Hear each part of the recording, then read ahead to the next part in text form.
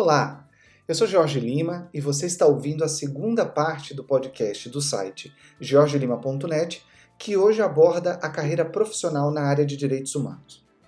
Nessa segunda parte, vocês acompanham o bate-papo que eu tive com meu amigo Miguel Mesquita, que é advogado e mestre em Direito pela Universidade Federal do Rio de Janeiro e mestre em Direitos Humanos pela Universidade de Londres.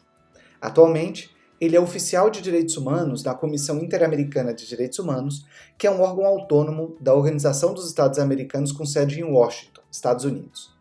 Confere essa conversa e não deixe de compartilhar nas redes sociais.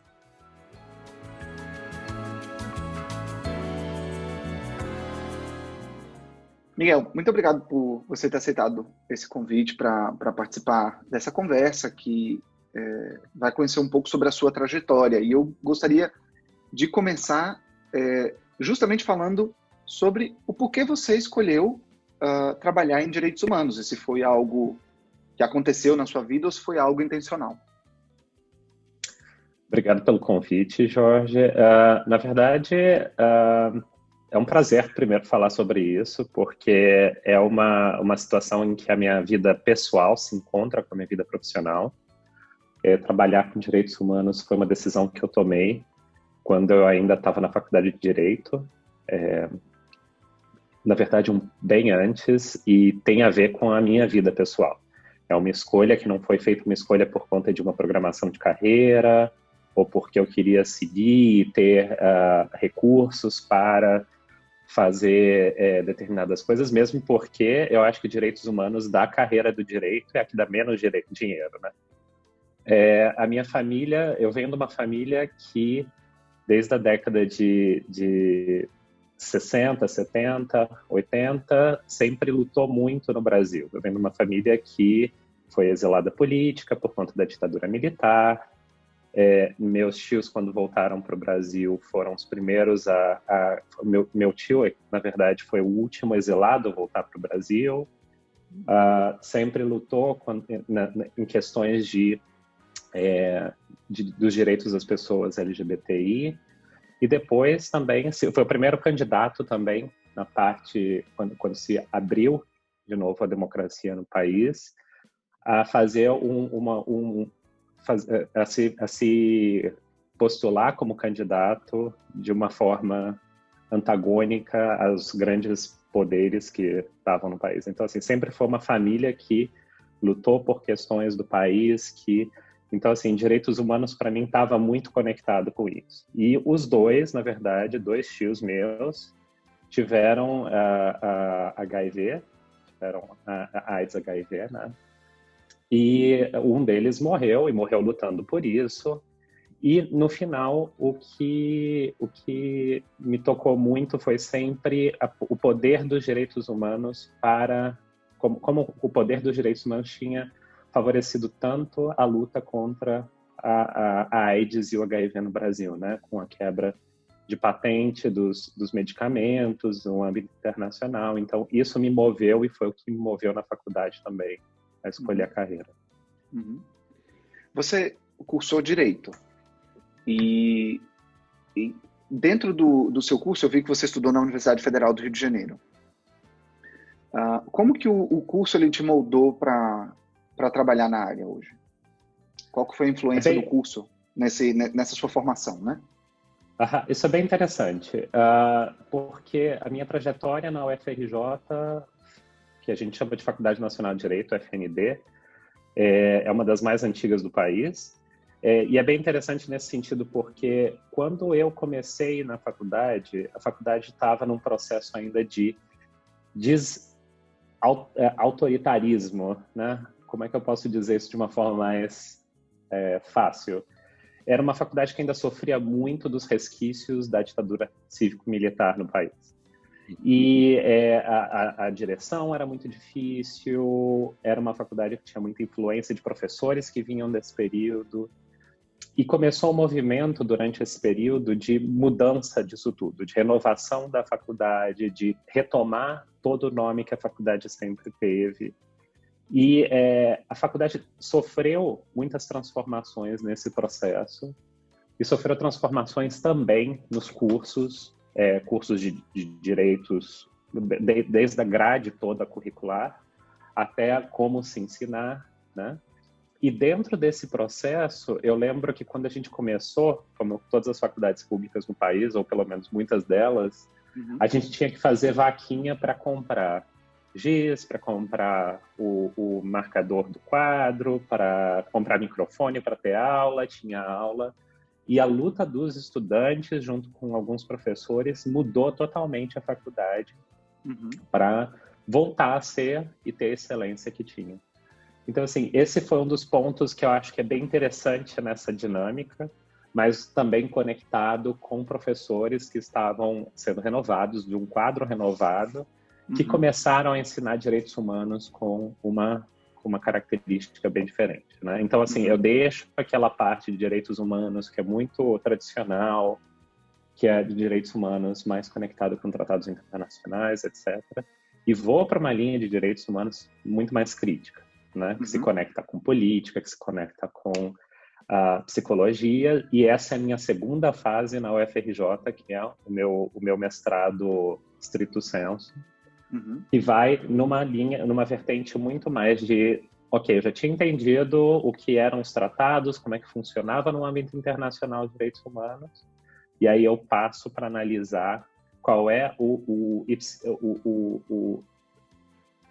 nihilo dos direitos humanos, que é quando nasce direitos humanos, na verdade, né? Então, assim, isso foi muito importante nessa universidade específica, nesse curso. E aí você fez o seu mestrado logo em seguida da graduação? Sim, eu terminei a graduação em 2004 e comecei o meu mestrado em 2004. Assim, e a sua experiência profissional, pelo que eu também pude pesquisar, você trabalhou no governo do estado do Rio de Janeiro. Como foi essa transição da sua vida acadêmica para o mercado de trabalho? E principalmente em direitos humanos, porque já, se foi logo em seguida, já em direitos humanos, não é isso? Sim, exato. Eu trabalhava antes, mas não com direitos humanos. E aí, como estudante de faculdade pública no Brasil também, você precisa trabalhar para poder sustentar a sua família enquanto você estuda. História comum, sim. Pois é. Mas quando eu finalizei o mestrado, eu estava para finalizar, na verdade, o mestrado, meu primeiro mestrado, eu consegui um emprego na Secretaria de Direitos Humanos do Estado, né? E isso é muito interessante porque direitos humanos é muito difícil. Assim, é uma carreira que é um nicho de trabalho muito fechado e é muito concorrido porque não são muitas vagas, né? Você não consegue um acesso muito amplo à carreira. Mas, na verdade, antes da secretaria, eu trabalhei numa ONG, e acho que essa experiência é bem interessante. Assim, foi uma experiência que realmente mudou a visão que eu tenho de como olhar direitos humanos porque, assim, direitos humanos é tudo como você consegue olhar, como você consegue se colocar no lugar do outro, né? Sim. Eu acho que esse é o principal ponto. E foi uma experiência que me mudou muito. Mudou porque eu lembro que eu atendia pessoas e era um atendimento multiprofissional. Então, com um psicólogo, com assistente social. E uma das coisas que as pessoas me ensinavam muito durante aquele processo, e eu sempre vou ser um freiriano, sempre vou ensinar aprendendo e aprender ensinando, é que quando a gente atendia uma pessoa, atendia uma mulher, por exemplo, ou uma pessoa que sofreu algum tipo de violação, mas eu acho que o exemplo da mulher é muito interessante. A gente ficava revoltado com os tipos de violência que a pessoa tinha sofrido, né? E quando isso acontecia, essas pessoas elas me faziam compreender que é uma violência, sim, mas a forma de você fazer com que a pessoa responda a essa violência, primeiro tem que partir dela, e segundo, de um entendimento de que, no contexto que ela se encontra, aquela violência, ela constrói a cultura da pessoa. Então, não é só você ir e levar a pessoa a uma delegacia de polícia para fazer um registro de ocorrência ou entrar com um processo judicial para desconstruir aquela situação de violação, mas também tem todo um trabalho psicológico junto com a pessoa para que ela consiga se entender objeto e sujeito emancipador de si mesmo, né? Então, assim, ela se entender que estar numa situação como aquela, que ela esteve provavelmente por 30 anos, não pode mais acontecer porque viola a sua essência, né? E são dois choques de realidade. Mas, realmente, depois disso, eu fui para a Secretaria de Direitos Humanos do Estado, que foi uma outra experiência fantástica. É uma transição muito dura, porque você vai trabalhar com das questões mais difíceis da face da Terra, e eu acho que esse ponto de estar num ente governamental perto da população faz toda uma diferença também, né? Porque muitas vezes você tem gestores que estão muito afastados, eles constroem a política de uma maneira muito, a gente chama de top-bottom, que é né, de cima para baixo, e com questões acadêmicas, etc., mas as coisas não encaixam.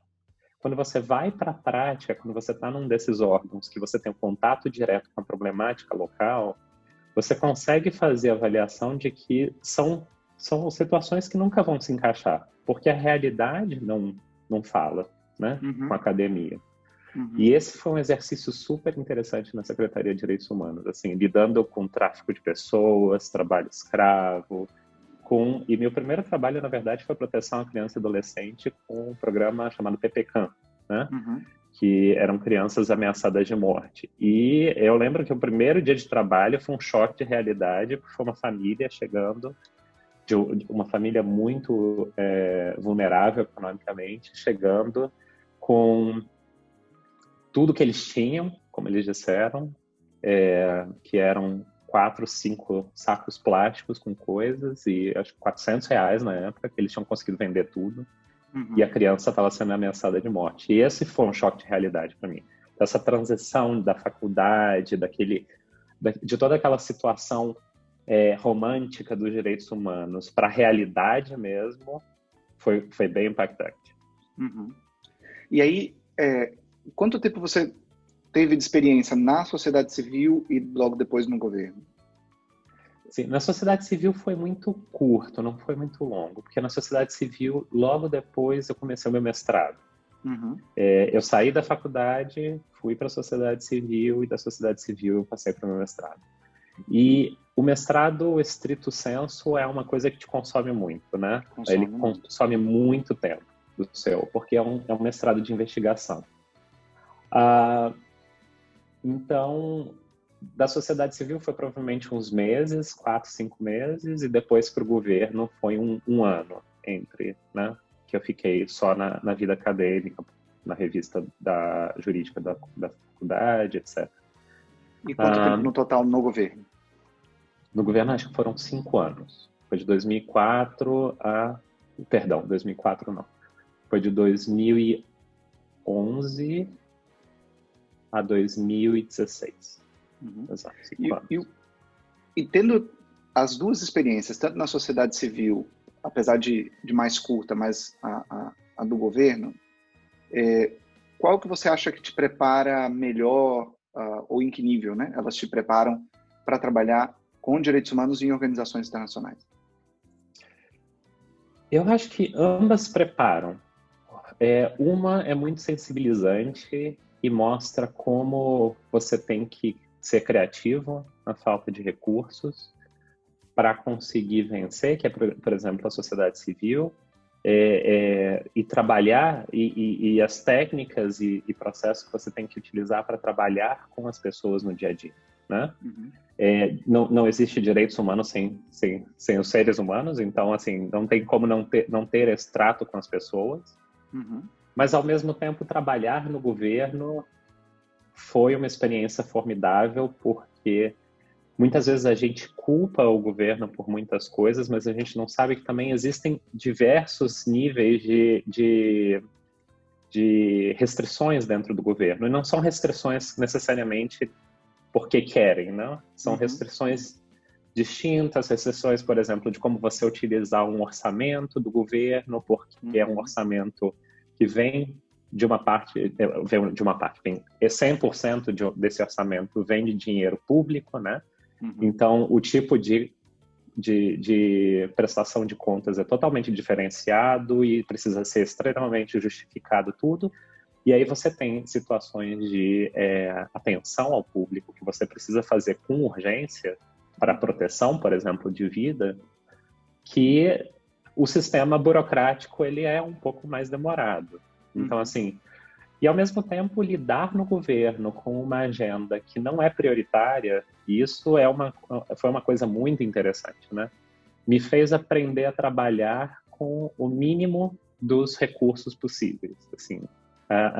Acho que força você a ter um processo de criatividade para conseguir atingir as suas metas, que necessariamente não necessitam de recursos, podem ser por conexões, por exemplo, né? Então, assim, como você trabalha processos de trabalho escravo e tráfico de pessoas dentro de um governo, que você vai depender literalmente de outros parceiros. Então, papel fundamental do Ministério Público do Trabalho, papel fundamental do Ministério Público Estadual, que vão gerando processos para garantir a execução e chegar ao final, né, um ponto final de proteção, de defesa dos direitos humanos, etc.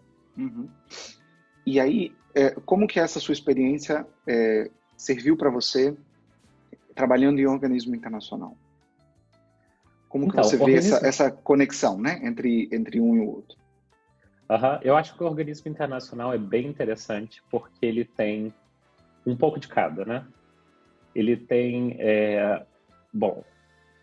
as normas internacionais de direitos humanos, elas são feitas dentro desses organismos internacionais, dentro de processos de construção junto com estados. Então, assim, o contato com os estados, compreender como um estado funciona, quais são as restrições do estado também, até que ponto eles conseguem chegar, até que ponto eles não conseguem avançar, quais são as restrições orçamentárias, né? Quais são as restrições de comprometimento das esferas de governo do estado. Então, assim, existem coisas que, por mais que a gente tenha vontade de fazer, e a parte executiva do Estado, que é que se compromete internacionalmente, tem a vontade de fazer, o legislativo não tem esse tipo de prioridade na agenda.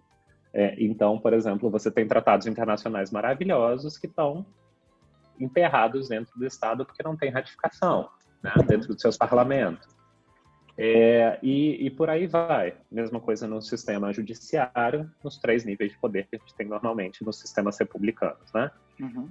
Quando você toma, por exemplo, dentro desse processo de construção de normativas internacionais de direitos humanos, que normalmente tem que espelhar o que a sociedade dos países tem de problemática, conseguir também ter um diálogo com a sociedade civil é importantíssimo. Compreender quais são os problemas, a forma que eles vão falar, né? E são formas de diálogo totalmente distintas. Eu acho que trabalhar num organismo internacional é você ter a capacidade de conseguir escutar de uma forma, de um canal de comunicação totalmente distinto, que vai ter todos os problemas de comunicação, muitas vezes problemas técnicos, porque as pessoas não têm recursos para acessar, não conseguem falar o mesmo idioma ou acham que não falam o mesmo idioma que a organização pode escutar.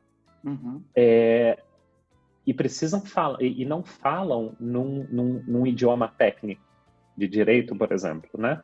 Que é o mundo dos direitos humanos. E, ao mesmo tempo, você tem que traduzir essa informação para um processo estatal, para que os estados compreendam o que você está fazendo, para que os estados apoiem as agendas e as pautas que você tem, e que eles comprem essa ideia e avancem, porque eles, na verdade, têm o poder soberano de constituir tratados internacionais, etc. Né? As pessoas acham que a gente, nesses espaços, constrói normativa ou estándares, como eles chamam, né? E, na verdade, não. Na verdade, são todas... É esse processo de fusão entre e essa construção de pontes de diálogo entre esses dois atores. Então, trabalhar na sociedade civil me deu esse processo de visão e essa calma para conseguir falar com as pessoas, ter um bom ouvido para escutar. E trabalhar no governo me deu as ferramentas para conseguir entender até quanto eu posso estender a corda para ela não arrebentar. E eu acho que esse é o processo mais importante dentro de uma organização internacional também. É a dinâmica, né? Ou seja, a dinâmica do próprio trabalho em conjunto com os estados. Com os estados e com a sociedade civil, né? É um processo de retroalimentação. Retroalimentação, perfeito. Agora que você tem essa... Ou seja, a gente já falou da sua trajetória desde da sociedade civil, desde a academia, né, seu mestrado estricto sensu, depois caminhando pela sociedade civil, logo depois o governo. O que te levou a ir para os organismos internacionais? Ou seja, em termos profissionais, né? Você olha, são 3 campos distintos, alguns complementares, como você bem pontuou, mas o que te leva, a título profissional, caminhar para a organização internacional? Eu tenho 2 pontos com relação a isso. O primeiro ponto é que, para mim, direitos humanos, eu sou da linha crítica de direitos humanos. Isso é importante deixar muito claro, né? O que significa isso? Significa que, para mim, direitos humanos nasce de processos sociais em que as pessoas estão sendo oprimidas e elas se rebelam contra esse tipo de opressão. Então, direitos humanos, para mim, é todo o processo que constrói mecanismos de movimento da sociedade para que se liberte de processos de dominação. E, como exemplo disso, por exemplo, os movimentos de sufrágio universal no século XIX, os processos feministas no século XIX e XX. Então, assim, são processos em que você vai construindo com a sociedade cobrando, né, para conseguir direitos humanos. Como isso funciona em nível nacional é uma luta muito grande dentro das sociedades. Mas isso também tem um reflexo internacional, né? E o reflexo internacional é como os estados veem esses processos e conseguem normativizar isso dentro de uma cadeia internacional. E uma das coisas que eu percebi é que esses tipos de mudança, né, esses suportes desses grupos de luta, etc., eles sempre se consolidam em nível internacional. Muitas vezes os estados não conseguem ter força suficiente internamente para avançar com processos de mudança, avançar com situações de câmbio de paradigma interno, né? São o que em inglês a gente chama de conundrums. São questões que para eles não avançam mais. Paradoxos, né? E na verdade acho que nem paradoxos. Paradoxos são situações que são paradoxais, se contrastam. Conundrums são situações que não têm solução. E eu acho que esse é o papel internacional, né? Quando um Estado está tão mergulhado numa situação política, social e jurídica que ele não consegue avançar a proteção e defesa dos direitos humanos, a sociedade internacional como um todo, e isso ficou muito claro depois da Segunda Guerra Mundial, tem um papel fundamental de dizer, olha, não existe mais espaço para esse tipo de violação. Por favor, olhe para o que você está fazendo, seja reflexivo, isso para os estados, né? E eu acho que organismos internacionais, essa carreira internacional dá essa oportunidade de ser esse ponto crítico para que os estados consigam, muitas vezes, analisar processos que estão sendo violatórios. E eu entendi no contexto do que os organismos podem fazer e ao alcance do trabalho dos organismos.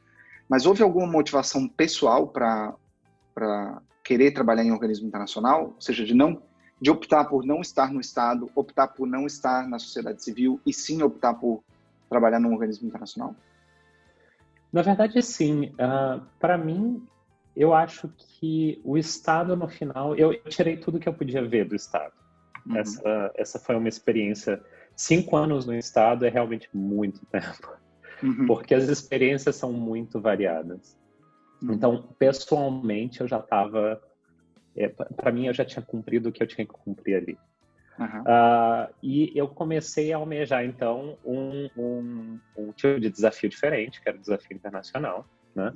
Em que milhares de outros processos, você não lida só com um estado, você lida com diversos estados, né, ao mesmo tempo, diversas burocracias, diversas culturas e diversas sociedades, né? Então, esse, para mim, era um desafio muito interessante.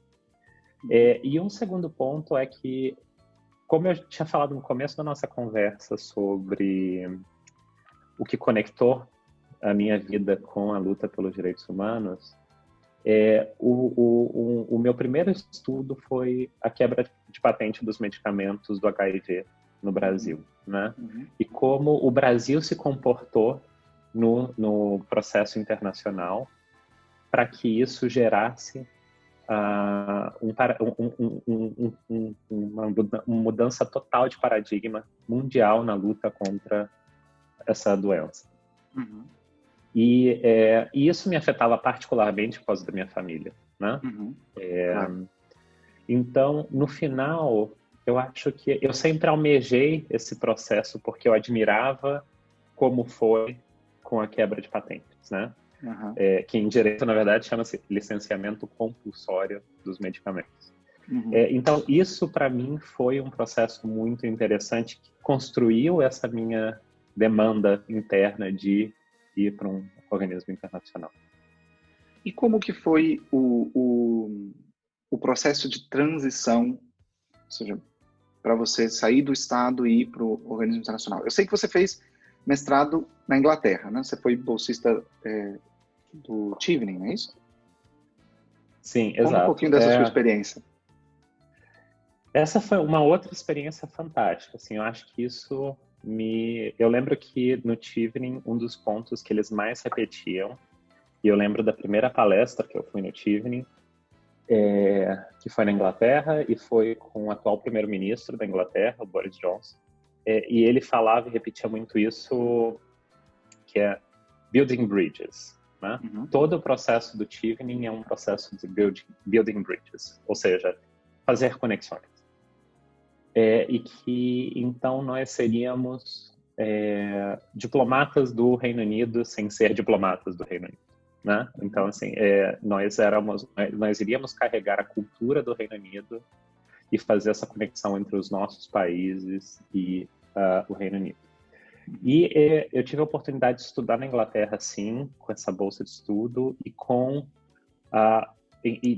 em uma universidade que hoje eu consigo observar bem e eu vejo as dificuldades que eu tive, muitas dificuldades e algumas dificuldades quando eu tentava trabalhar coisas mais críticas dentro da UFRJ, por exemplo, que no Reino Unido já estão super superadas. Então, eu consegui expandir muito mais a linha de pensamento crítica de direitos humanos. E eu queria fazer só esse tipo de diferença. Não que sejam universidades melhores que as universidades do Brasil.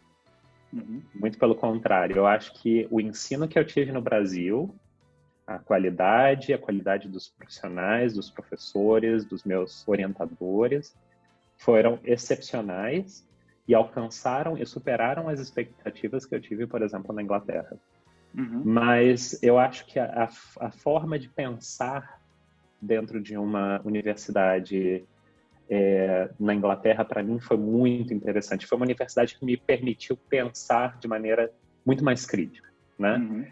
Sem ser constrangido de nenhuma maneira. Então, assim, ninguém vai duvidar por que você está pensando daquela maneira. Eles vão continuar te empurrando para que continue pensando. E isso foi fantástico, porque o principal teórico que eu utilizei no meu mestrado no Brasil, que é um dos maiores críticos de direitos humanos, né? Se chama Costas Douzinas, foi meu orientador na Inglaterra, então, do meu mestrado. E isso, para mim, foi super interessante. E eu escolhi especialmente a minha universidade na Inglaterra, porque, por exemplo, o diretor do Centro de Direitos Humanos dessa universidade, né, é o Zizek, Slavoj Zizek, que é tipo um dos maiores críticos também e pensadores e filósofos de hoje em dia. Então, assim, esse processo todo foi super, super interessante. E isso me abriu muita porta para conseguir, muita porta não, perdão, me abriu muito a minha cabeça para conseguir pensar de uma forma muito mais ampla, de refletir muito quais eram as possibilidades e também quais eram os limites das organizações internacionais, né? Uhum. E buscar uma organização internacional em que eu poderia ter esse tipo de contribuição, que eu poderia aportar esse tipo de contribuição, né?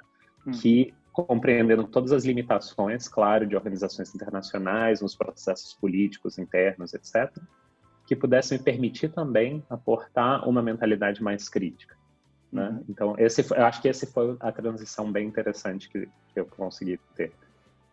E quando você decidiu, então, se candidatar a primeira vez para um organismo internacional, como que foi o processo de seleção? Aquilo que você puder compartilhar com a gente. Não, eu acho que foi interessante, assim, eu tentei várias vezes para outras organizações internacionais, né?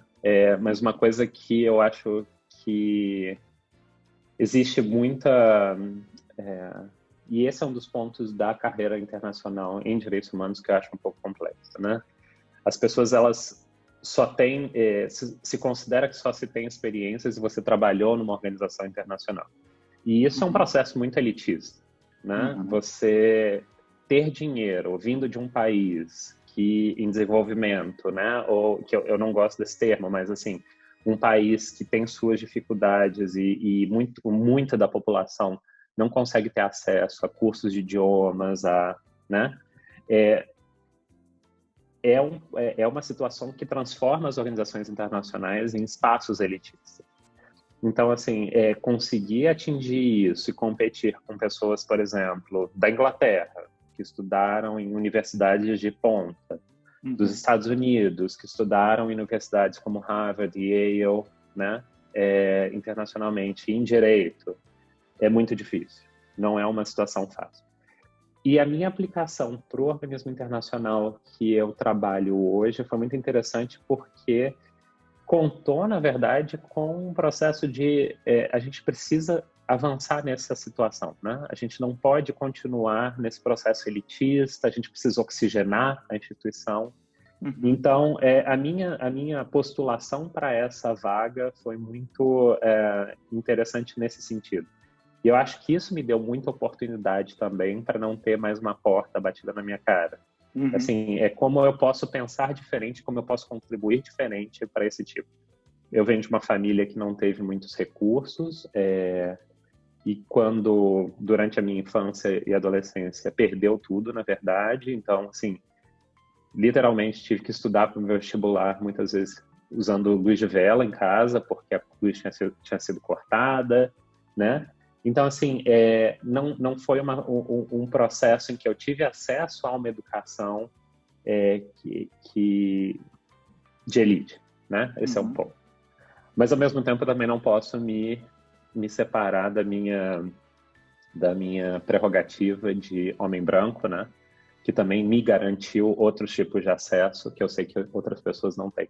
E eu acho que esse processo de aplicação para essa organização, que tomou em conta o meu histórico de trabalho, não só o histórico de trabalho profissional, como também meu histórico de trabalho pessoal, meu histórico pessoal, né? Qual foi a minha luta, qual foi o processo que eu passei, de onde eu venho, né?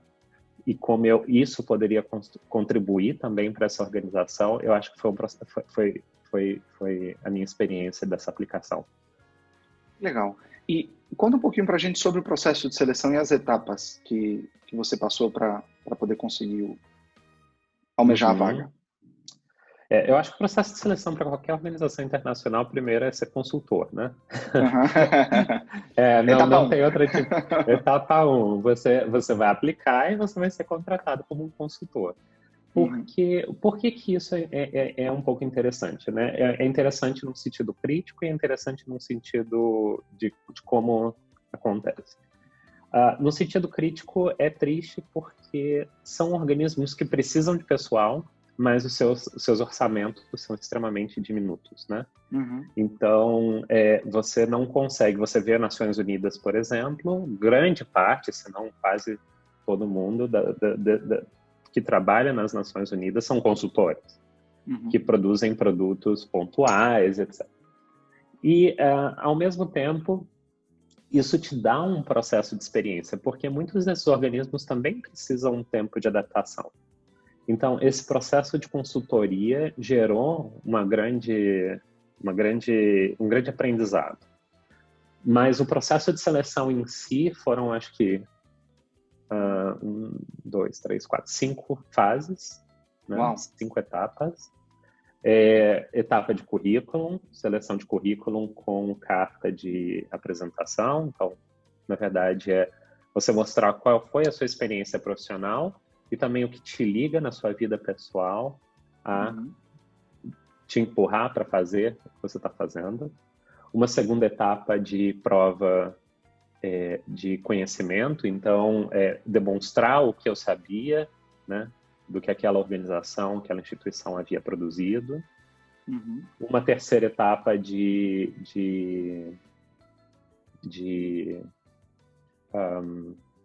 idiomas, ou seja, ser testado nos idiomas em que eu disse que tinha conhecimento, né?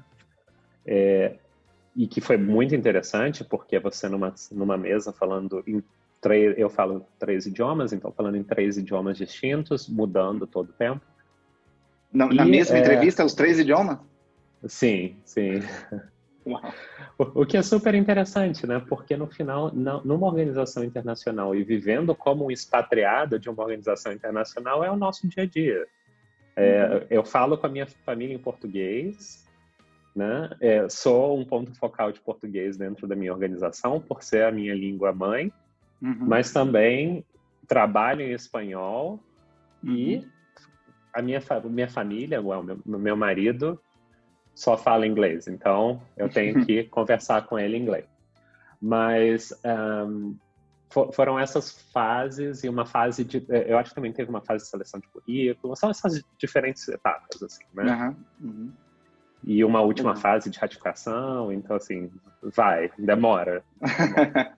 Agora, eu achei muito interessante de você colocar como primeira questão o fato das consultorias e a relevância da etapa de consultoria, porque muitas das pessoas que provavelmente estão nos ouvindo agora, elas não têm isso claro. Elas acham que a vaga que está ali disponível, sendo publicada pelo organismo internacional, exige um certo tipo de experiência, mas uma experiência que vai ser bastante contada nesse processo de seleção é justamente a consultoria em organismos internacionais. Então, aquela pessoa que já tem uma certa experiência em organismo como consultor, digamos, sai numa outra posição na largada, né? E eu acho que as pessoas, elas deveriam... Essa informação, ela deve ser transparente, né? E as pessoas precisam saber disso, para que elas também possam se preparar. Às vezes, as pessoas nem estão se candidatando para vagas de consultoria porque acham que as oportunidades de contratação dos organismos, enfim, estão abertas de forma universal. Estão abertas de forma universal, isso está claro, mas a pessoa que já vem com uma certa experiência de consultoria tem uma outra, digamos, um outro nível de experiência que o organismo valoriza, né? Eu achei muito interessante esse ponto que você colocou. Agora, em termos pessoais, você é do Rio de Janeiro, você morou na Inglaterra, né, para fazer o seu mestrado, depois que você conseguiu a bolsa do governo do Reino Unido, e agora você está morando em Washington. Só aí são 3 cidades na sua vida. Como que você analisa o impacto dessas mudanças para a sua vida pessoal e como você vislumbra essa possibilidade de seguir mudando de país e de cidade para o futuro. Uhum. Essa pergunta é interessante. Só para fazer um adendo muito, muito rápido na questão da consultoria, totalmente de acordo com você. Eu não acho que... Não é ser consultor que vai te garantir uma vaga, mas não é... Ser consultor te ajuda a compreender como o organismo funciona. E é claro que quando isso acontece, você tem um conhecimento melhor na hora da sua entrevista para demonstrar para os seus entrevistadores, né? A entrevista é feita por distintas pessoas, você não conhece as pessoas, na verdade, e de distintas áreas, né? A minha entrevista foram 3 distintas pessoas, então, e de diversas áreas da UEA que eu nunca tinha tido contato. Mas indo para a questão das cidades, bom, eu sou de uma cidade, eu sou do Rio de Janeiro, né? Então assim, eu sinto muita falta da praia, de uma vida carioca de ser. E eu acho que isso quem também é do Rio sentiria. consegue. Pois é. Uma vida carioca de ser que significa você conseguir acordar um pouquinho mais cedo para fazer um exercício físico, ter o seu contato com a natureza e começar o seu processo de trabalho, etc., sua vida do dia a dia um pouco mais relaxada. E isso me ajudou muito quando eu fui do estado lá para conseguir suportar a carga e o peso do trabalho que era trabalhar com direitos humanos lá. Mudar para Londres foi uma experiência assim, o inverso, né? Como você mudar do Rio para São Paulo. Porque é uma super grande cidade, super intensa, vai estar sempre muito viva, mas é uma experiência fantástica porque você conhece gente do mundo inteiro. Você consegue ver que o seu mundo, na verdade, ele é só um grãozinho de areia dentro de um universo, né? Então, te expande de uma maneira gigantesca. E foi a sua primeira experiência morando no exterior? Perdão. Sim, foi. Morando foi. E vir para Washington depois, e é uma completa mudança de paradigma também, né? Vir de uma sociedade colonizada por Europa continental, mudar para uma Europa anglo-saxônica é totalmente diferente. É um ponto extremamente distinto. A forma de pensar, a forma de escrever, a forma de falar, a forma de interagir com pessoas. É um processo, uma experiência super interessante, né? Porque você tem que mudar como você sempre se constituiu. E mudar para Washington depois, que é onde eu moro atualmente, foi outra experiência. Porque é um outro tipo de mentalidade, é um tipo de mentalidade muito mais focado politicamente, porque é uma capital mundial, né? Decisões que se tomam aqui são decisões que vão ter reflexos em todo mundo. Então, esse foi um outro tipo de experiência também, muito interessante, né? Ainda sinto muita falta da praia, só tem rio aqui, e muito frio também. Então, esses foram os pontos muito, muito difíceis. E em termos pessoais, assim, isso para a família impacta muito, né? Você tem que estar com uma pessoa ou com pessoas ou que a sua família compreenda que a mudança é um ponto contínuo na sua vida. E na vida delas vai ser também. E que estejam dispostas a arcar com esse tipo de peso também, né? E, ao mesmo tempo, para a gente que trabalha nesses organismos, é muito difícil porque a gente também a gente sempre tem que fazer um balanço entre a vida pessoal com a vida profissional. Então, das milhares de viagens que eu tenho que realizar, eu tenho que saber que às vezes eu tenho que dizer não, porque tem uma família também que eu tenho que, né? Principalmente quando a minha família mora um pedaço na Inglaterra, um pedaço nos Estados Unidos. Eu moro nos Estados Unidos e o resto no Brasil. E a família estendida agora também na Europa. Então, assim, é um processo muito complexo de você conseguir lidar pessoalmente com esse tipo de ansiedade, né? Porque eu acho que assim, não importa onde você esteja vivendo. Você pode estar vivendo em Washington, em Londres, Rio de Janeiro, Islamabad, Tóquio. O ponto de suporte que você sempre vai ter são pessoas importantes que podem te garantir a sensação de casa, né? De lar, na verdade. Eu sempre falo isso pro meu marido, que casa é onde o coração tá. E se a sua família não consegue cooperar com isso, é muito difícil, né? Te constringe muito. Então, assim, eu acho que essa experiência para futuras mudanças também é a mesma coisa, né? Se eu consigo ter a cooperação da minha família para mudar para onde eu tiver que ir, né? Ou então e sempre um diálogo. Eu acho que isso é fundamental, né? Sem diálogo não tem. Eles têm que também querer. Não é só sobre o que eu quero. E não só em relação às mudanças, né, que vêm pela frente, mas como é a visão para a sua vida profissional daqui para frente? Isso é bem interessante. Eu acho que a pandemia fez com que eu pensasse muito em muitas coisas, né? A primeira coisa é o quão importante é a gente também dar muito valor às pessoas que a gente ama. Então, assim, como é que a gente consegue fazer um balanço entre... O trabalho num organismo internacional é muito dinâmico, né?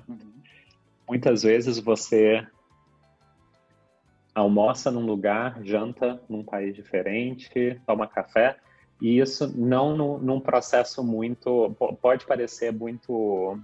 Como dizer isso em português? É romantizado, exatamente, mas não é muito cansativo, na verdade. E vem com um custo muito alto também da sua família, né? Porque muitas vezes o que você está tomando café, as pessoas que você ama estão tomando café sozinhas, né? Sim. E se sentem sozinhas por conta disso, etc. Então, assim, esse processo de conseguir compreender a interação entre a minha vida pessoal e a minha vida profissional, eu acho que teve um grande impacto e vai ter um grande impacto nas minhas futuras decisões de como eu quero a minha carreira, como é que eu quero que a minha carreira siga. Um segundo ponto que eu acho que é muito importante para mim, eu sempre estou em busca de desafio, né? Assim, eu tenho um certo problema que eu não consigo estabelecer e conseguir, eu não consigo, não é uma coisa que me satisfaz ficar parado. Então, assim, mudanças para mim são sempre boas e são sempre desafios novos, e eu acho que esse é um ponto que sempre vai influenciar nas minhas questões profissionais, né? Então, assim, se eu tiver que aceitar uma vaga no Oriente Médio para trabalhar questões de pacificação, eu acho que eu pensaria também, porque é uma coisa que me desafia, né? Apesar da minha especialização ser o ponto entre a política e o direito, né? Estados democráticos e estados de exceção, eu trabalhei em distintos temas. Então, assim, eu gosto de desafios, de aprender novamente. E eu acho que eu estou sempre aberto para isso. Agora, eu realmente tenho um super desafio em trabalhar com o que eu trabalho, com os países que eu acabo supervisionando e as temáticas que eu supervisiono, num processo em que o mundo está mudando muito, né? Muito de uma forma dinâmica muito rápida e muito abrupta, me faz querer estar onde eu estou. Mas eu acho que se fosse um processo de calmaria, eu já começaria a me... eu acho que esse é o que vai dirigir a minha vida profissional também, claro, em alguns pontos. Miguel, muito obrigado pela conversa.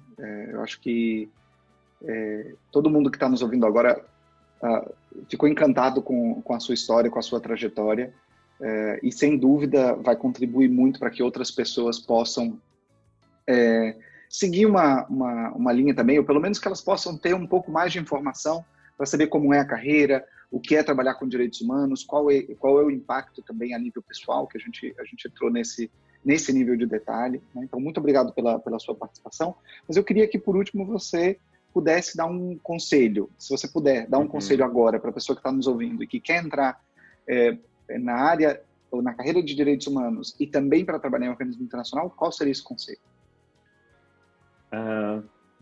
Bom, obrigado pela possibilidade de participar. Eu acho que é uma honra poder compartilhar isso com todos, assim, esse tipo de experiência. O meu conselho, eu acho que vai em 2 pontos. O primeiro ponto é, assim, nunca desconectar os seus anseios, seus sonhos, né, do que você quer fazer.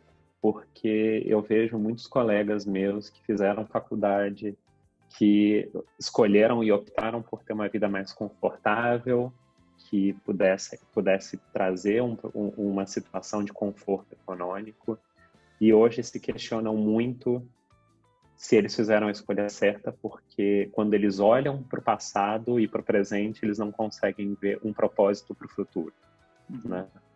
Então, assim, eu acho que isso é muito importante. É você conseguir trabalhar no que você gosta, no que você acredita e no que você quer mudar. E eu acho que o segundo é conectado muito com o que a minha mãe sempre me falou, que é seja a mudança que você quer ver no mundo, né? Então, assim, que também se conecta com a primeira parte. E eu acho que o mundo hoje precisa muito de pessoas que trabalhem na área de direitos humanos, que consigam compreender o que é direitos humanos, né?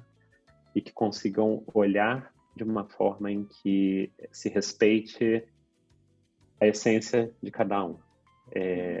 Que se deixem processos e mais uma vez o vento da história vem e sopra em contra, e a gente vê começando e avançando processos muito retrógrados, né? E deixam as pessoas com muito medo e com muito temor do que pode acontecer, mas dizer que, assim, o bom disso tudo é que sempre tem esperança, né? E direitos humanos é esse papel, cumpre esse papel. É o papel que sempre vai dar o poder para as pessoas continuarem lutando, mas sempre continuar lutando, porque nada nunca é garantido, né? Eu acho que é isso. Verdade. Bom, muito obrigado. Obrigado.